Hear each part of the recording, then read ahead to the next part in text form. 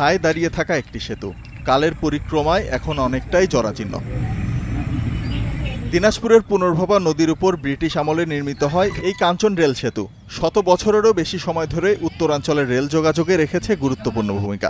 তবে 2017 সালে নতুন ডুয়েল গেজ সেতু নির্মাণের পর পরিত্যক্ত হয় পুরাতন এই সেতু। সঠিক রক্ষণাবেক্ষণের অভাবে চুরি যাচ্ছে এই সেতুর লোহার রড, পাইপ, লোহার পাত, নাটবল্টু সহ বিভিন্ন সরঞ্জামাদি। এছাড়া প্রতিনিয়তই বসে মাদকসেবীদের আড্ডা, ঘটে নানা অপ্রীতিকর ঘটনাও।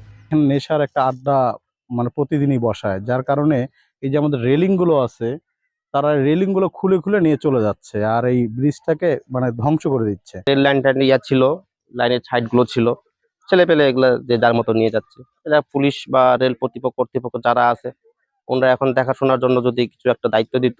আমরা চাই এটা সঠিকভাবে রক্ষণাবেক্ষণ হোক, আর এটা তদারকি করা হোক, প্রশাসনিক ভাবে তদারকি করা হোক। পরিত্যক্ত সেতুটির বিষয়ে দ্রুতই কার্যকরী ব্যবস্থা নেওয়ার আশ্বাস রেল কর্তৃপক্ষের।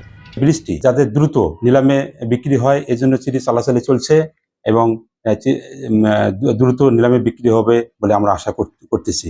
কাঞ্চন রেল সেতুটি কেবল চলাচলের মাধ্যমই ছিল না, ব্রিটিশ বিরোধী আন্দোলন, মহান মুক্তিযুদ্ধ সহ নানা ঐতিহাসিক দিক থেকেও গুরুত্ব বহন করে এই রেল সেতু।